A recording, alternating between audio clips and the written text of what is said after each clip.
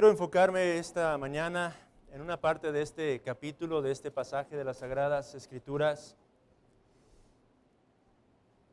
Y para ello, simplemente en primer lugar, quiero que meditemos un poco en el contenido para después tomar algunas aplicaciones y concluir dirigiéndonos en contemplación a la persona de nuestro amado Señor y Salvador Jesucristo con el propósito de seguir adorándole en esta preciosa mañana, hermanos. Meditemos primero un poco en lo que se nos narra en este pasaje de las Sagradas Escrituras.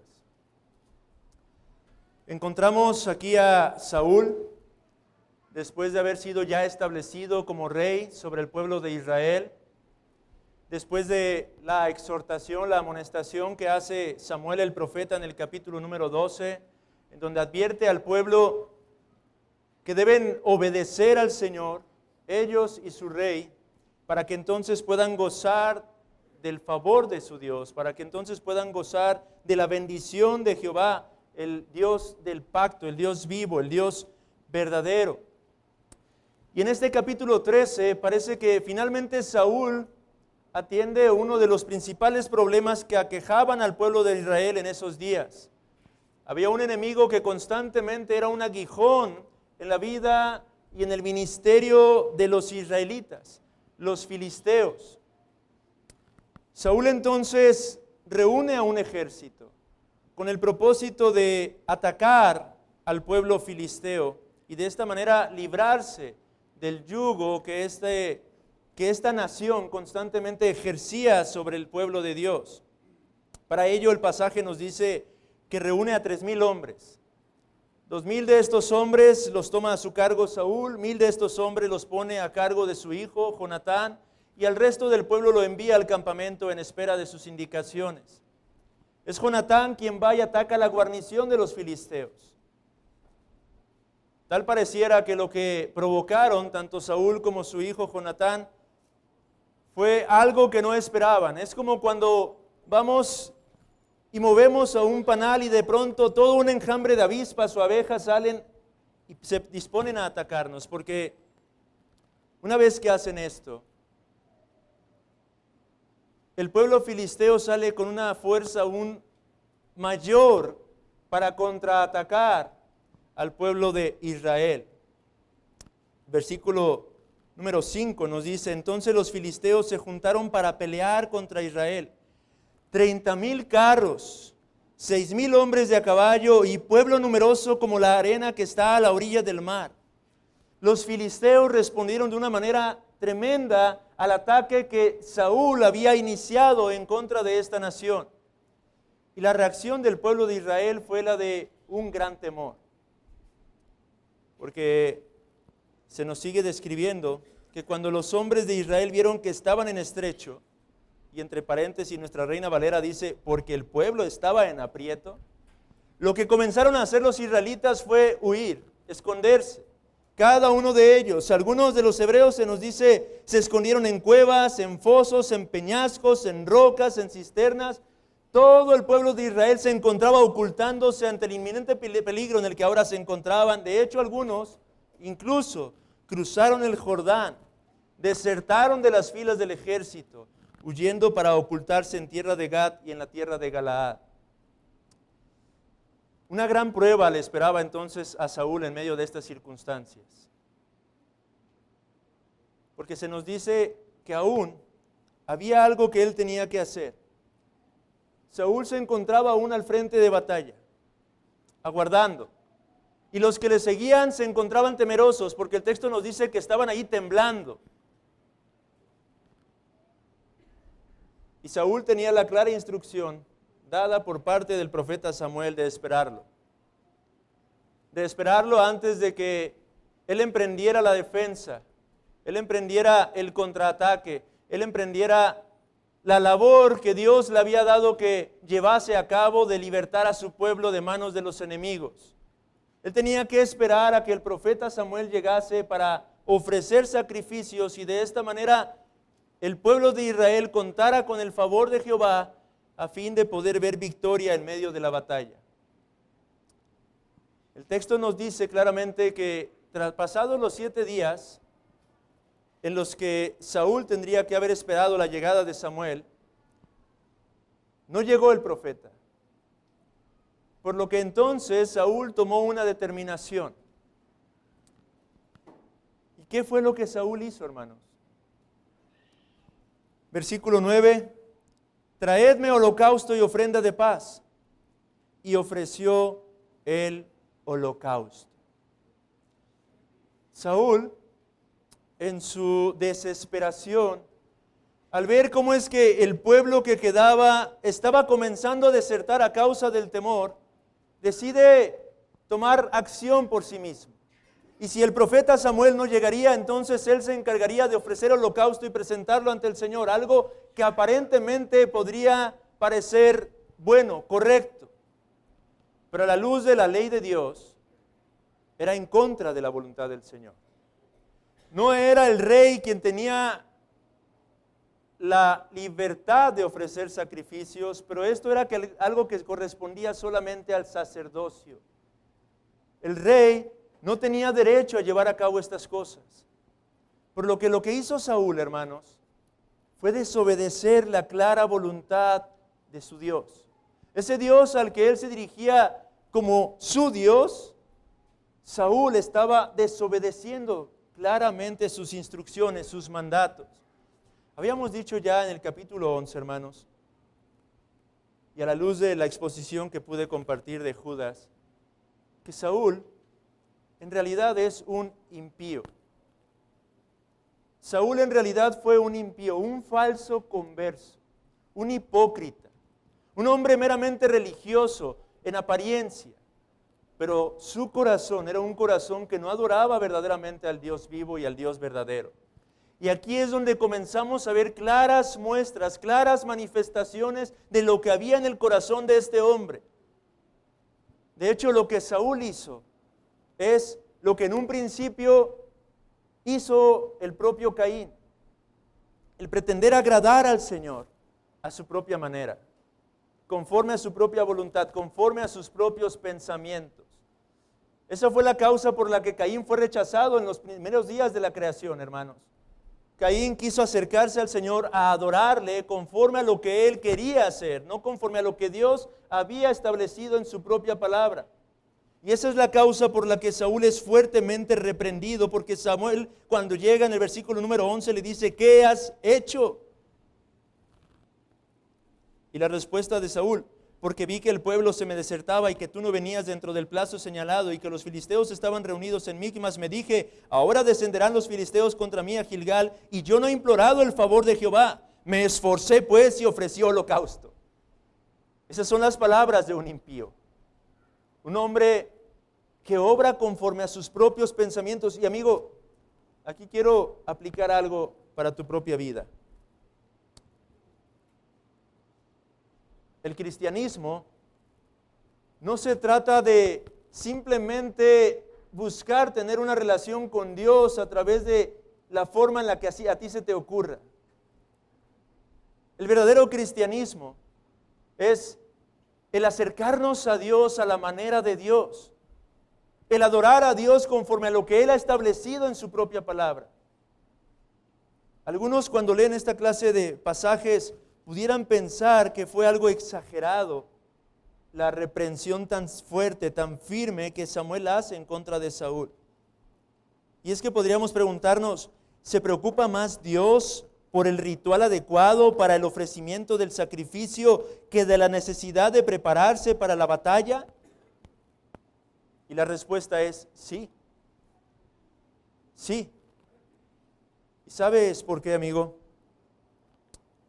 Porque la forma en la que adoramos a Dios, en última instancia, muestra lo que nosotros creemos acerca de Dios. La forma en la que usted y yo adoramos a Dios dice mucho acerca de lo que nosotros entendemos, creemos y conocemos acerca de Dios.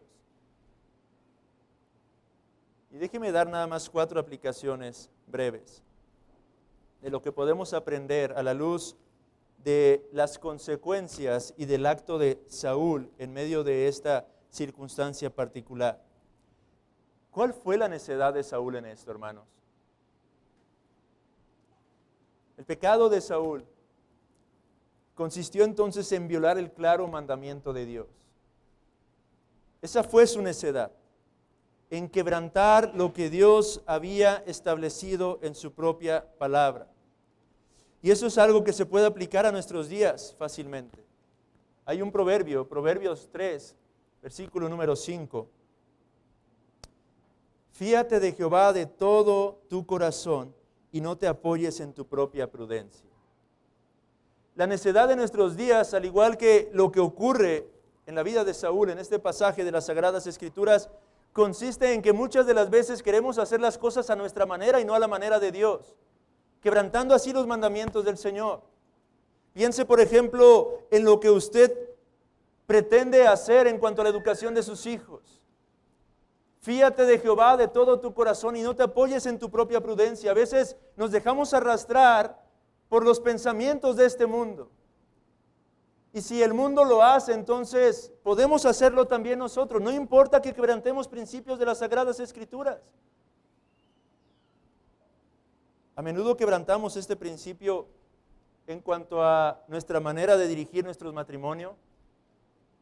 A menudo quebrantamos estos principios en cuanto a la forma en la que usamos nuestro tiempo, en cuanto a la forma en la que usamos nuestras finanzas, nuestro dinero.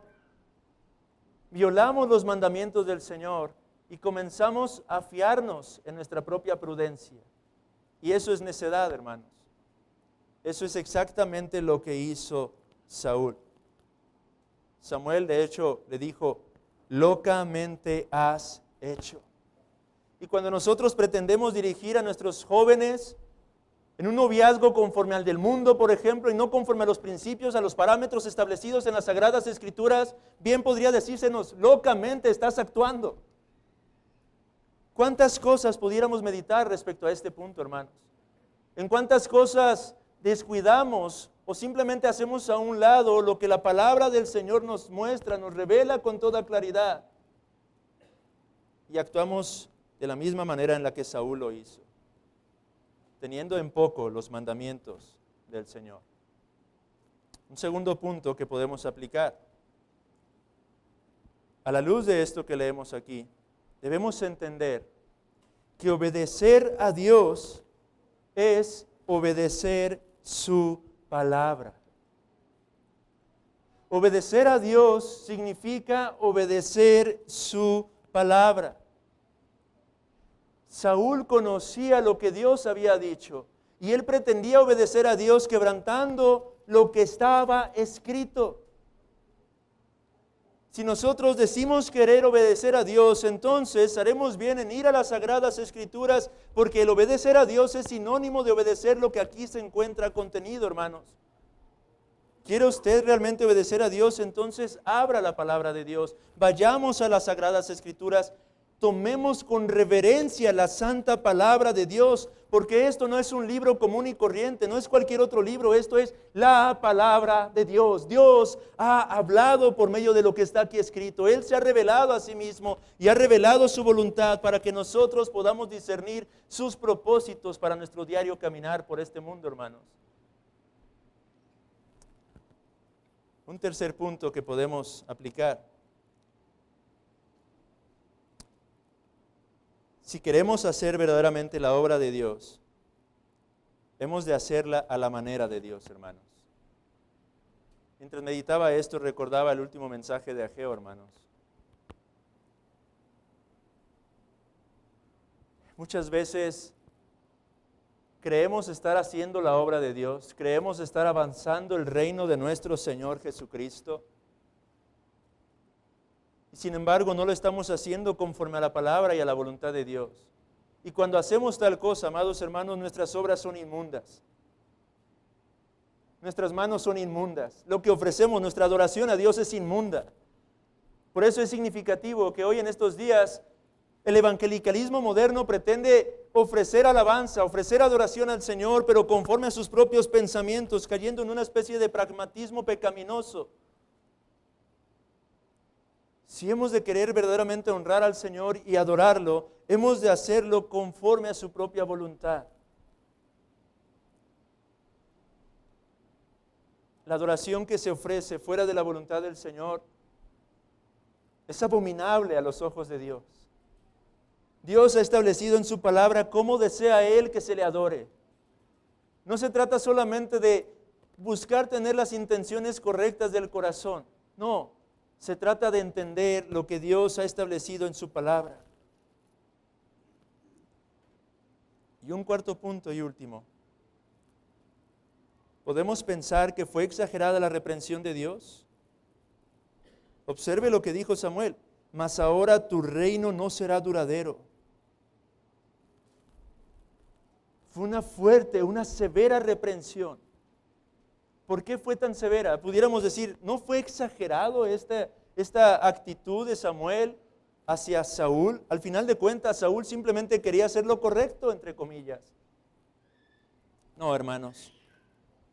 Porque algo que podemos meditar también de esto y aplicarlo a nuestras vidas es que aquello que a menudo consideramos como asuntos pequeños de negligencia, en última instancia, son indicadores de lo que se encuentra en nuestros corazones, hermanos. El corazón de Saúl no era recto para con Dios. Y cuán a menudo, amados hermanos, hay actitudes que aparentemente son insignificantes en nuestra vida.